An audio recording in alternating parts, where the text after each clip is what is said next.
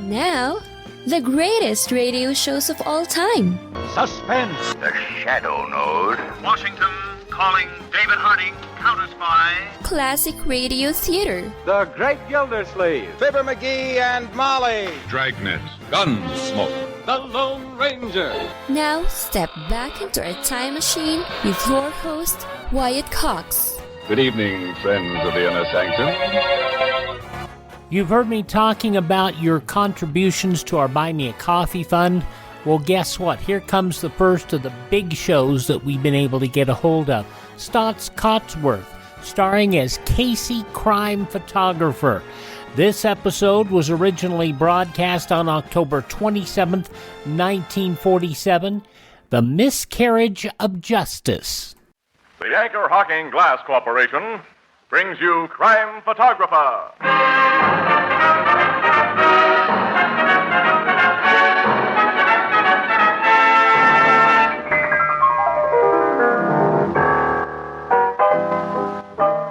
Peter Piper picked a pick. Peter Piper packed a pick. What are you mumbling about, Ethelbert? Well, I got a bet with Casey, Mr. Marvin. He didn't think I could say 3 times running, Peter Piper pickled a You know, it doesn't look to me as though you could even say it once, Ethelbert. That's why I got to practice. Peter Piper. Now, look, why not try an easier sentence, Ethelbert? You know, more useful, too. Like what, Mr. Marvin? Like, Anchor Hocking is the most famous name in glass.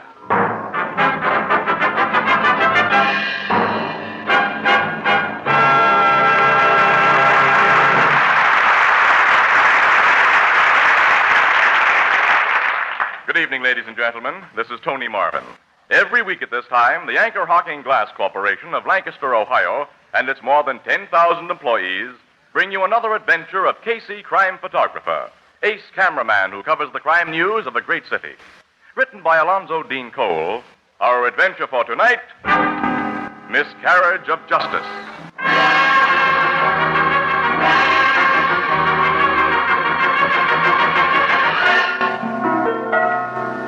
Afternoon, a busy downtown street. A darkly handsome, flashily dressed woman alights from a taxicab. Mercedes. Huh? Mercedes. What's the idea of grabbing my arm? I don't know you. You know me very well. I never saw you before in my life. You say that to me? Your husband's father? If you don't let me go, I'll call a cop. No. I call for a cop. Police! Police! Stop that. Let's go someplace and talk. No, you bad woman. Every day I pray, I find you sometimes, and now my prayers is answered. Let me go. Hey, what's going on here? This crazy old man, officer. Arrest him. Take her to jail, Mr. Policeman. Make her tell the truth. She's Mercedes Domingo. I'm not. It's a lie. Now, hold it, both of you. Just who is Mercedes Domingo and why? 10 years ago, Mr. Policeman, my son Carlos was sent to prison for the murder of his wife. Only he and I know he's not guilty. Now the world will know. Because this woman is the wife he did not kill.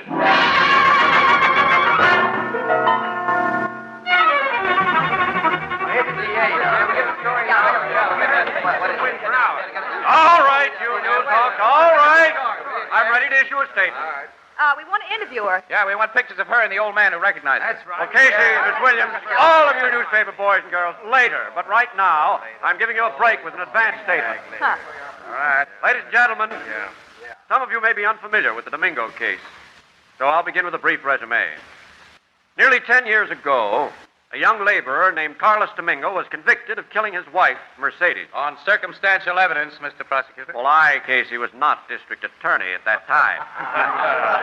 According to the testimony, Domingo had threatened her at various times. She disappeared, and he told inquiring neighbors that he believed she'd run off with another man, a waiter named Gonzalez. Now, this waiter was unknown in the neighborhood, and Domingo's stories about him were extremely conflicting. We got this. Then the body of a murdered woman was recovered from the river and identified as the missing Mercedes. I saw that body, Ann. Been in the water a long time. Quiet. Carlos Domingo was brought to trial, convicted, and sentenced to death. Fortunately, his sentence was later commuted to life imprisonment. After he'd spent nearly a year in the death house. Well, now this man's wife has reappeared alive. She's been positively identified as Mercedes Domingo. Well, what did she say about letting her husband be sent up for her murder? Well, she claims she didn't know anything about it, Miss Williams. She denies knowing any waiter named Gonzalez and says she was working in a small town in Texas at the time Domingo was arrested and brought to trial. She says the papers down there didn't carry the story, and she may be telling the truth. She's in the chips now. What's she been doing for herself while hubby's been sweating it out in the big house? She's done very well, Casey. Several years ago, she acquired a piece of land in Texas that later proved to have oil underneath. Oil? She's now worth a couple of million. And that's the whole gist of the story, except that Mrs. Domingo has also gotten herself another husband without bothering to divorce her first. Yeah? He's a Texas racketeer named Alfred Jenkins. Alfred Jenkins? Unfavorably known to the police as Alf the Barber. Well, this yarn gets better and better. Yeah, but the biggest thing about it is, Mr. Prosecutor, how soon can you spring Carlos Domingo out of the pen? Take this as a direct quote. Here comes one. Yeah. My office will take immediate steps to effect this poor man's release.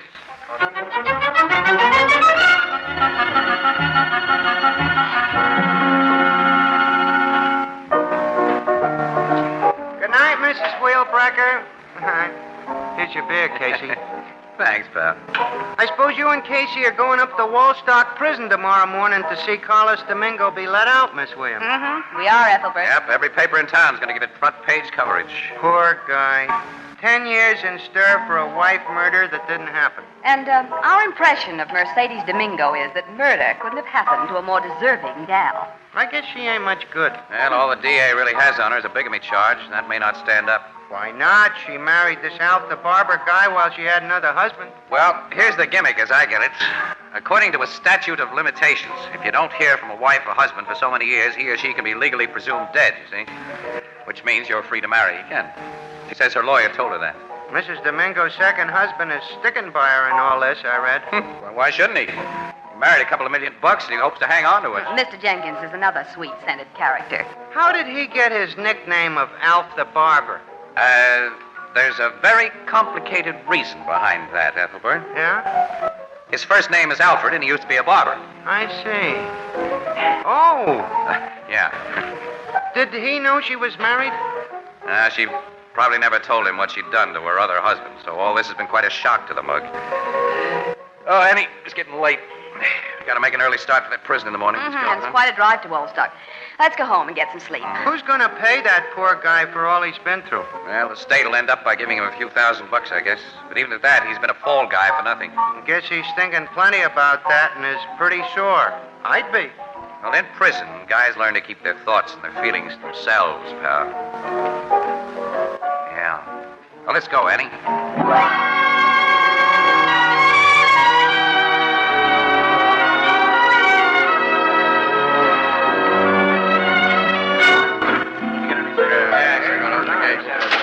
Prison gate's opening, Casey. Yeah, there's Harris, Domingo's lawyer. There's Domingo's father. There's Domingo. There he is. Hey, you reporters, shoot your questions, Annie. While we camera mugs shoot some pictures. Mr. Domingo, we want to know what... Ladies and gentlemen, please, ladies and gentlemen. My client is anxious to cooperate with the press, but one at a time. Okay, Mr. Harris. Mr. Domingo, what are your immediate plans? My only plan is to go home with my father here. Carlos, at my house you will see no more high wall, no more barred doors. Oh, my son. Father. Hold that, will you? Let father and son picture be a honey. Yeah. Mr. Domingo, your wife's a rich woman now. Do you intend to bring a civil action against her? Oh, excuse me, Miss Williams. That question should be addressed to me, not my client. Oh, okay. What's your answer, Mr. Harris? Well, civil action in this case must be an outgrowth of criminal action against Mercedes Domingo. The authorities are trying to establish a basis for criminal prosecution. But at the present time, I cannot reveal the extent of their findings. That's fair enough, Mr. Harris. Only, you can answer this one, Mr. Domingo. How do you feel about your wife? Feel? I feel nothing, lady. Well, you must. You'd be inhuman if you didn't. Since I was a very young man, I've been locked inside this prison. Once they came and shaved my leg and head to make me ready for the electric chair. All for a thing I did not do. Human? I forgot how a human being feels. Ask me, this boy's father, how I feel about that woman. I tell you, for what she has done to Carlos, my son, I like to cut her heart out. I like to see her die.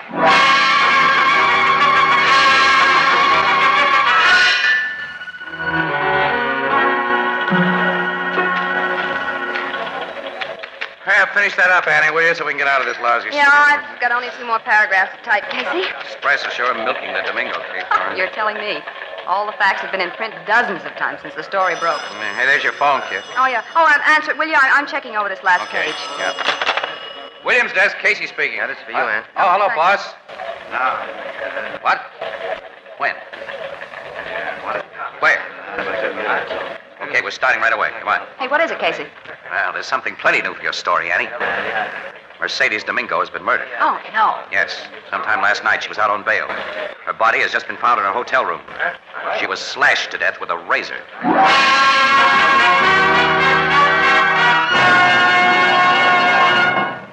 Our story will continue in just a moment. October 2nd, 1947, Casey, crime photographer on Classic Radio Theater with Wyatt Cox. Classic Radio Theater with Wyatt Cox on your favorite station, October 2nd, 1947, Staats Cotsworth in Casey, crime photographer.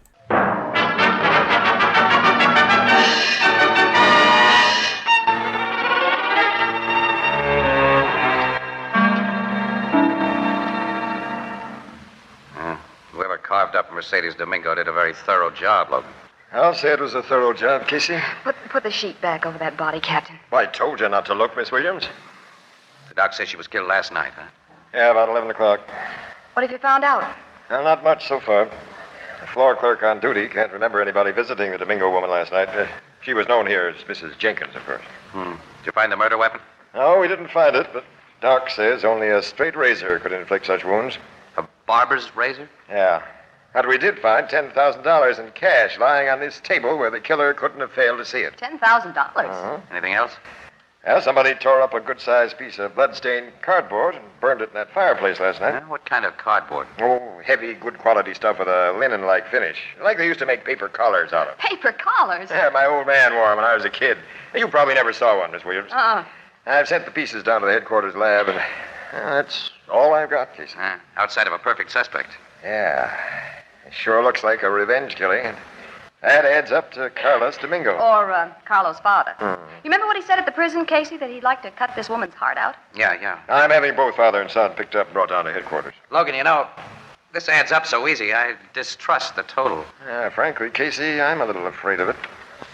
I'm having Jenkins, Alf the barber, picked up, too. You mean because a barber's razor was used No, Miss Williams, because with this woman dead, Jenkins has a swell chance of inheriting all her dough.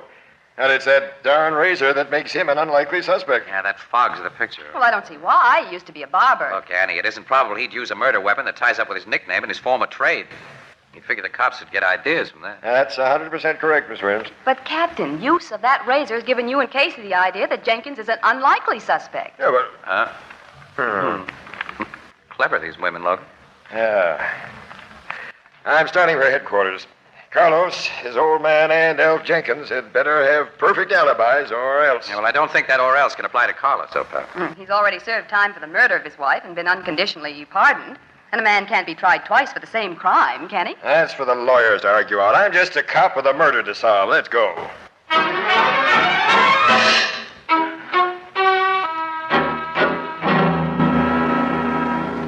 At 11 o'clock last night, you were out walking, Carlos. Walking alone, you say? Yes, Captain. Walking alone. And your walk took you to Mercedes Hotel, didn't it? You got into a room and killed her. If you think so. You admit it. I admit nothing. I deny nothing. Give me a direct answer. Did you kill that woman? Once I tell policemen, no, I do not kill. So I'm punished. If now I say, I do kill, what happens? Do you pat Carlos on the back and let him go home? I guess you know we haven't much chance of sending you up for a crime you've already paid for. Captain, a very bad woman has been killed. Whether I kill her or another killer, she's dead. Now I say no more.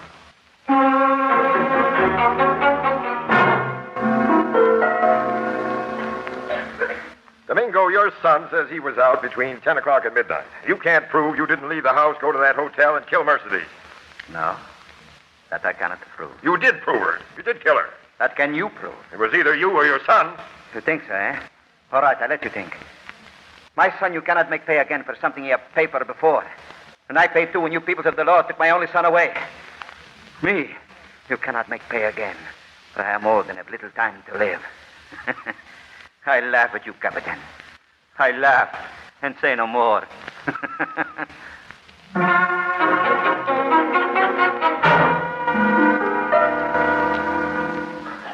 You were in the lounge of the Hotel Marbury at 11 last night, Jenkins? I never left the place from 9 last night till almost 2 this morning. Were you alone in the Marbury lounge, or was somebody with you?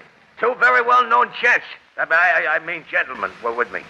My attorney, Louis West, and Lieutenant Brenner of your own headquarters police. Lieutenant Brenner? He was at my table constantly from 10 o'clock till after midnight. Okay, Jenkins. I'm afraid your alibi will be as good as you say.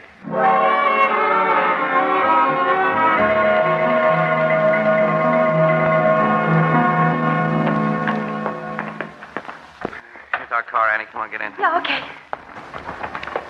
Casey, Huh? do you think Carlos or his father did the killing? No, they're simply 100% behind anybody who did. And Jenkins had a perfect alibi. Yeah. Say, Annie, wait. Hmm? The floor clerk at that hotel didn't remember seeing anybody visit Mercedes' room. Of course he wouldn't. Why not? Those scraps of burned cardboard Logan found, they reminded Logan of the material used for paper collars, huh? So what? Well, something else is made of the same material. Paper dickies, Annie. Dickies? Yeah, those false shirt fronts, the starch kind. When it gets dirty, you throw it away and stick a fresh one under the collar button. Waiters wear them, Annie. Well, I don't see Waiters what that... wear them, Annie. And who'd notice a waiter in the halls of a big hotel? But Logan said none of the employees seemed possible suspects. Well, this waiter didn't have to work in the hotel. Oh, then any man could have put on a tuxedo? No, not any man. He had to actually be a waiter to get by the way he did, or to kill the way he did. He had to be... Annie. What? That Gonzalez. Gonzalez. The waiter Mercedes left Carlos for 10 years ago. She walked out on Gonzalez and double-crossed him as she's double-crossed every other guy she's known. Yeah. We're going to try to find Gonzalez, Well, how Annie. can we? Carlos' chief defense lawyer, Harris, he's got a picture of Gonzalez. He has? Yeah. And Harris let me make a copy of it a few days ago. I thought City Desk might want to run it. Annie, we get that picture, and then we go to work.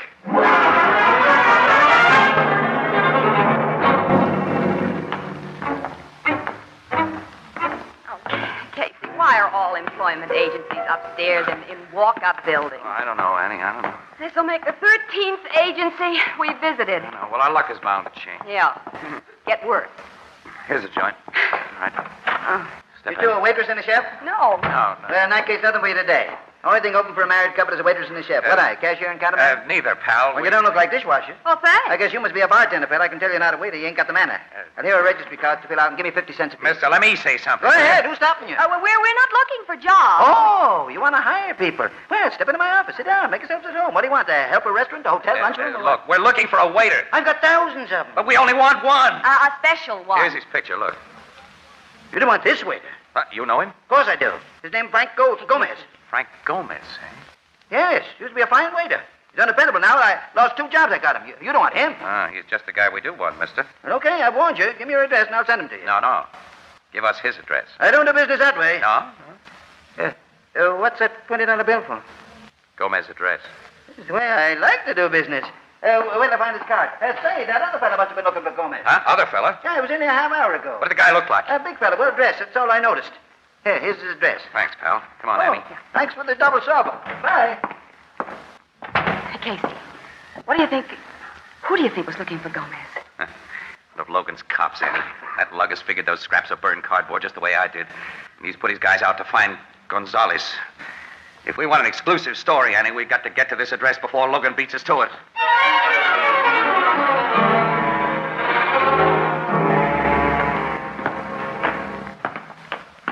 This is a terrible old tenement, Casey. Yeah, it's pretty bad, isn't it?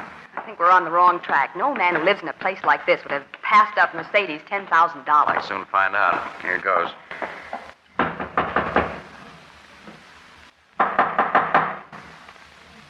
Guess he isn't in. I'll try the door. It's unlocked. Hey, a man's asleep on that cot. Yeah.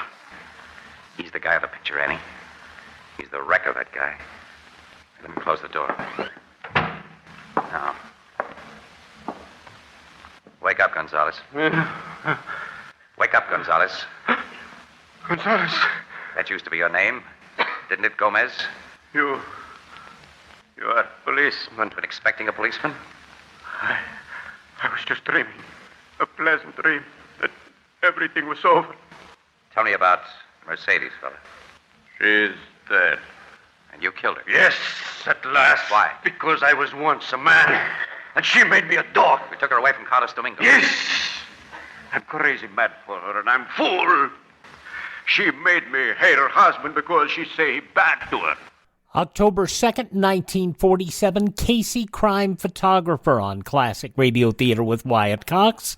And the conclusion follows these important messages from your favorite radio station.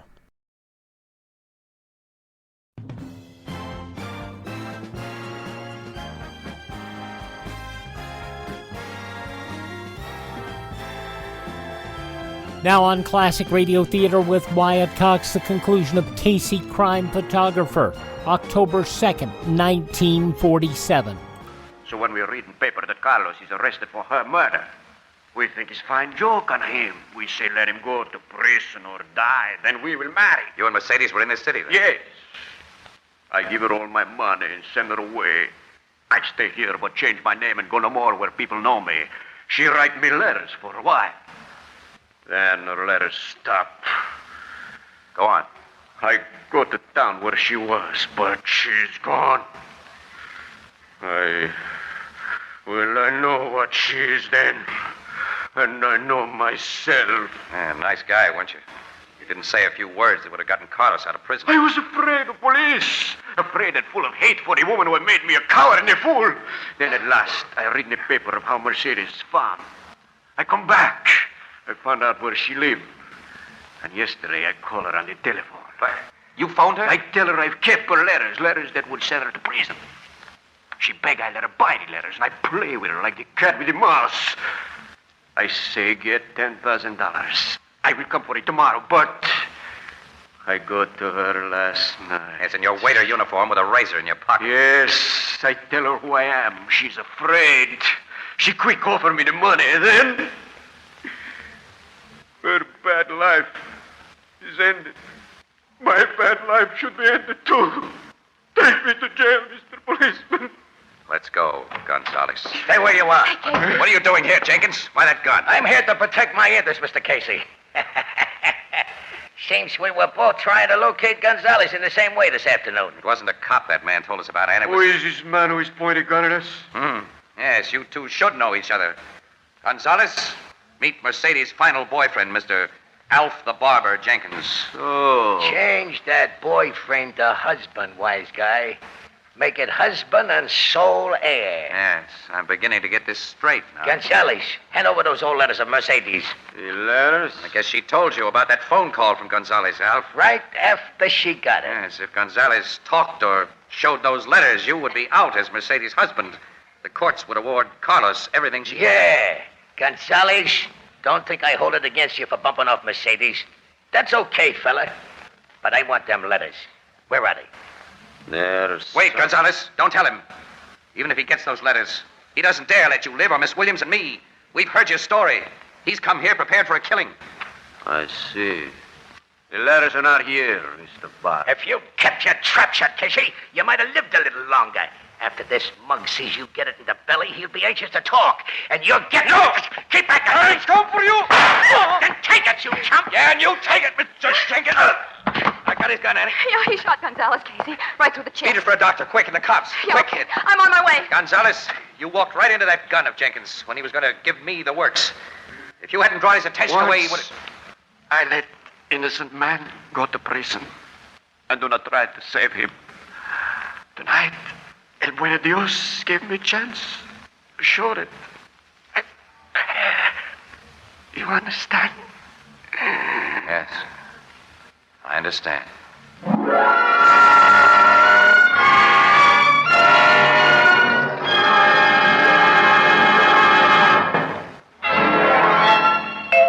The most famous name in glass.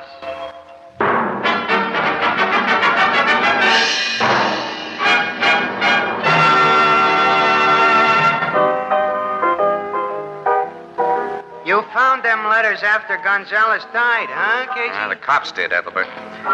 Well, those letters complete the case for Carlos Domingo. As Mercedes' husband, only heir, he'll get her entire estate. Which is a pretty small payment for all he went through. That's so. Now I guess that Alf the barber will get more than a sample of what Carlos went through. Oh, yeah, much more. He'll get the works. Them husbands of Mercedes don't have such a good time of it, do they? She was what you call a femme fatale. Huh? Well, that's a Greek word meaning female troublemaker. Like Cleopatra and Helena Troy and Mrs. O'Leary's cow. Mrs. O'Leary's cow? Don't you two know your history? That cow kicked over a lantern once and burned up most of Chicago. A femme fatally, Casey. Annie, a femme fatally. What's the matter? Ethelbert, tell us more.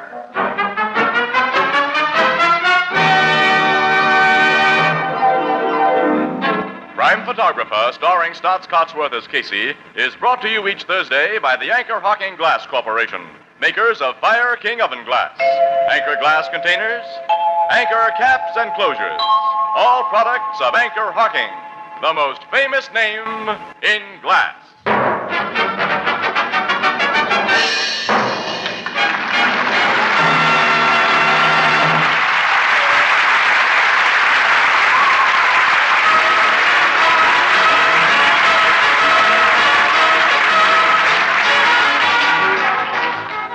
Crime Photographer is directed by John Dietz.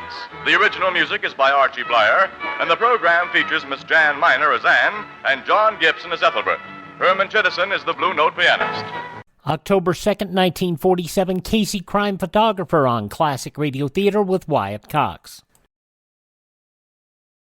Now on Classic Radio Theater with Wyatt Cox, an episode of Speed Gibson of the International Secret Police. This episode originally broadcast October 2nd, 1937.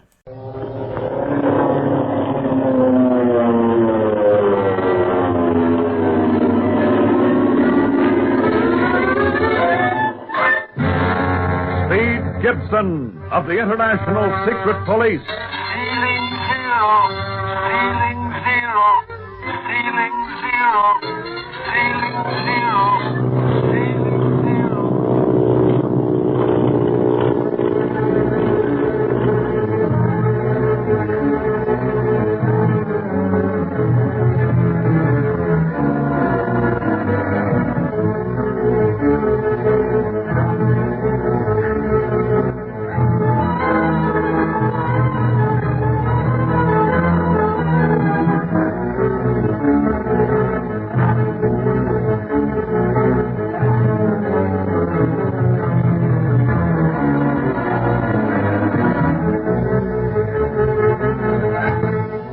Barney, flying up the Seong River in an effort to rescue Marcia Winfield on a tip from Bob Gilmore, finds Bob knocked unconscious by the renegade aviator Splinters, a member of the Octopus band.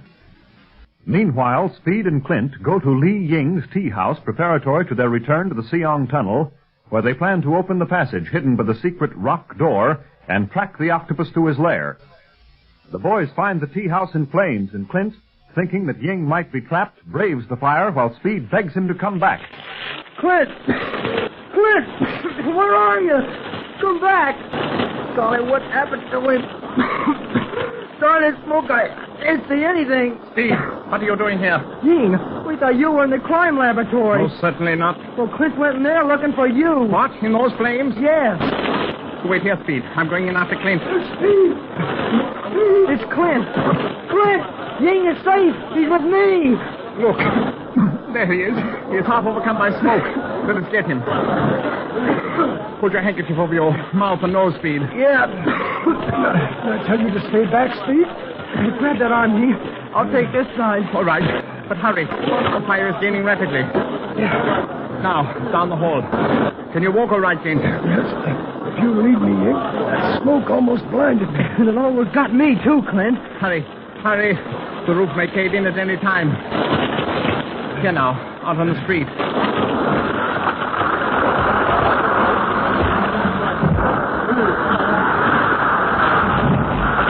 The roof. It's caved in. Yes. We escaped just in time. Let us get Clint to the Golden Lotus, where we can talk. With your tea house. The crime laboratory. All lost, Speed. The fire department will be here any minute. Let's get Clint out of this crowd.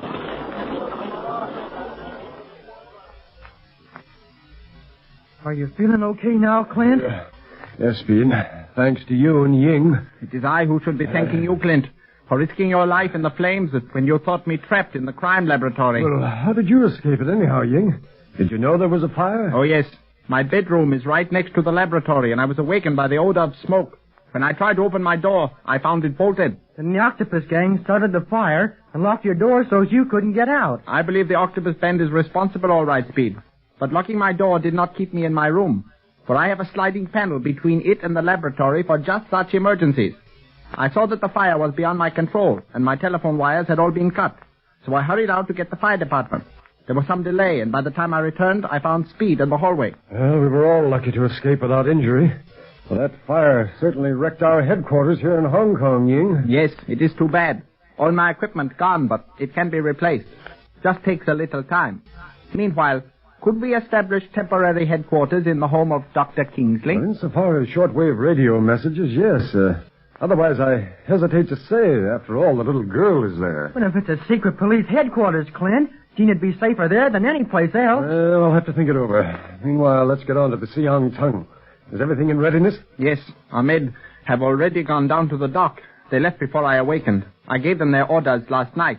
The Hong Kong police are also to be there. Well, good. But before leaving, let's make a phone call. Hello. Hello, operator? Get me Dr. Kingsley's residence, please. It's 14 Lang Su Road. Yeah, that's right. Is he going to come to the dock, Clint? No, I suggested that he remain home and keep an eye on Jean. And now, since Ying's radio set is out of commission, it's doubly necessary that he remain at home. Oh, hello. Hello, Doctor? This is Clint Barlow. Yes, everything's all right. But listen, leave your short wave set open for messages, will you? Do you understand? Oh, that's fine. We're about to leave on that other business now. No, I'm at the Golden Lotus. I'll call to see you as soon as possible, but don't forget to stay by your set. Thank you. Goodbye. Makes it tough to talk so the octopus won't understand what you mean in case you should be listening, doesn't it? Yeah, it certainly does, Speed. But the doctor knows that Barney is the one we're expecting to hear from. I didn't mention anything about what's happened at Li Ying's because it's better for the octopus to believe that he was successful in doing away with Ying. That was the main reason for the fire. But supposing some of the gang saw Ying leave the tea house to call the fire department. No one did, Speed. I'm sure of that. Particularly any of the Octopus band. Once they started the fire and locked me in my room, they thought they had me trapped. There would be no reason for them to stay near the scene of their crime and risk capture. Yeah, that's so. You know, I've got a hunch that the octopus is moving every power he has to block us, no matter what we attempt. The fire at Ying's. And that plane that preceded Barney's takeoff this morning. A plane? Oh, yes, I forgot to tell you that, Ying. An octopus plane flew up to Siang just before Barney took off. Did he see your plane? I don't think so. It was still pretty dark, especially from the air. Yes, but just the same, I'd give a lot to know how Barney's getting along right now.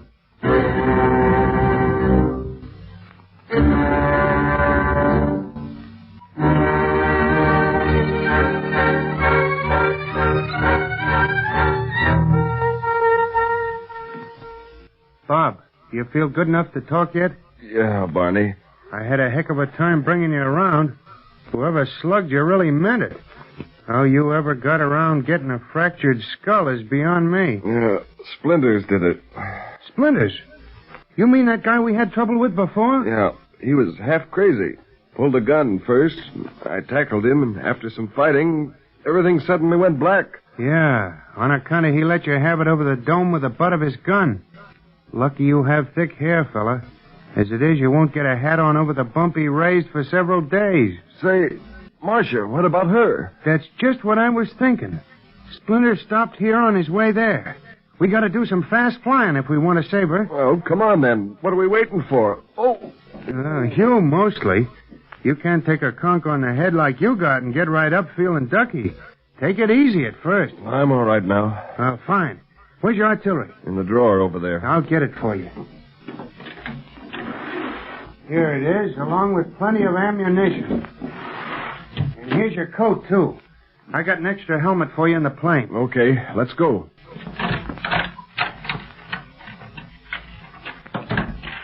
How's your head now? Well, fresh air helps a little, but it still aches. Barney, are you going to call Clint over the radio telephone and tell him what's happened? No. He told me I should if I ran into any trouble, but I didn't want to let the Octopus know just what's happened until we've gotten Marcia. Here we are. Climb in. It seems strange to see this plane on land after seeing it come down on water. I put the wheels down when I spotted that other plane beside your house. Didn't want to take time rowing ashore while he was visiting you.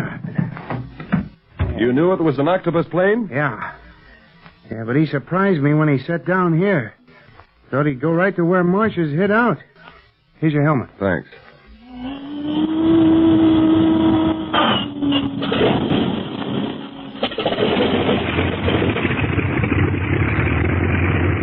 Are you all set, Bob? You bet. Then here we go.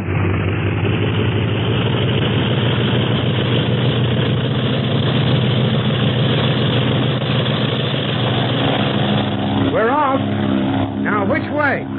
Due east. I was very careful to spot landmarks on the way back here yesterday. You think you can recognize them from the air? Yeah. Okay, then. Let me know if I get off the course. You bet. I hope that my head's clear enough by the time we reach the place that I'll be of some real help to you. Don't worry about that, Bob. You want to do some real hard hoping. Hope that Marcia's still there by the time we land.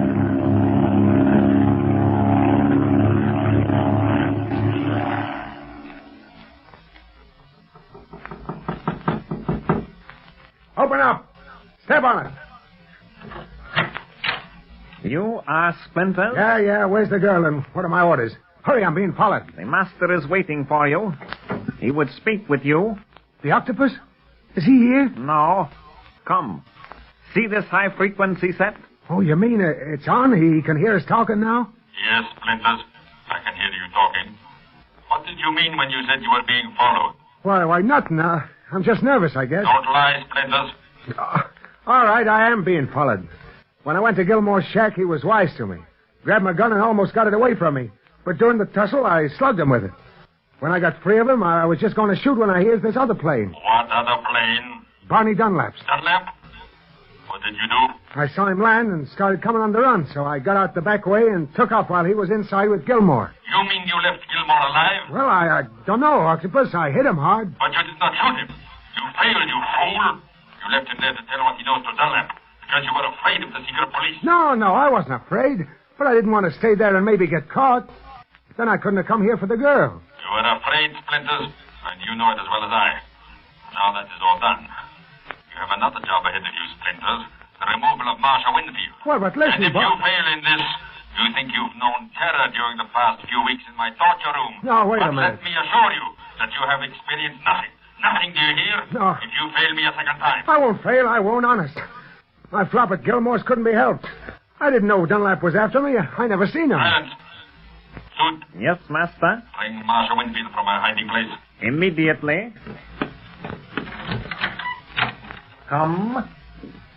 That can't be the same girl I saw. Oh, yes, Splinters, it is the same girl. But she looks like she don't know what's going on. She doesn't. She is drugged. You will have no trouble with her. I am the one you must answer to. Yeah. I'll do the job, right? But where do we go? Give Splinters the written orders and the map, Suit. Yes. I have them here in an envelope, complete. Let me see where I'm flying. No.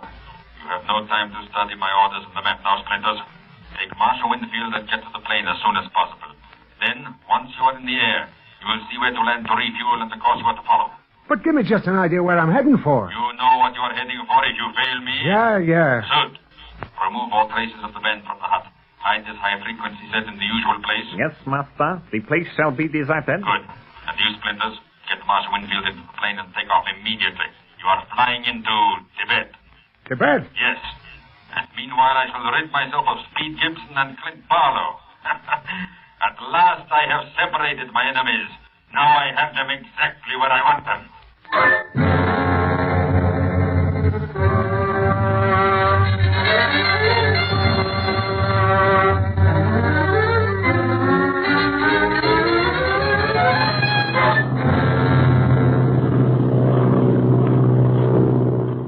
Some big names in this early program, including Elliot Lewis, Howard McNear, and Hanley Stafford, and, of course, Gale Gordon as the Octopus. Can you believe it? Gale Gordon playing a bad guy? Yep. Speed Gibson of the International Secret Police. The show ran from January of 1939 to May of 1940. Thank you so much for tuning in to Classic Radio Theater with Wyatt Cox. Would you thank this station and support their advertisers? It's their kindness and courtesy that allow us to be with you each and every time we roll around here on your favorite station. And if you miss a day, you don't have to miss a single show. All of our shows are available on demand at classicradio.stream. That's classicradio.stream. Stream our shows on demand. Learn more about classic radio collecting. You can contact me there. You can find our social media links. You can find links to a number of the podcast sites where our shows are available as well. And you can buy me a coffee. The show you heard earlier, the Staats Cotsworth Casey Crime Photographer, that was purchased from our Classic Radio Theater Buy Me a Coffee funds. There you go.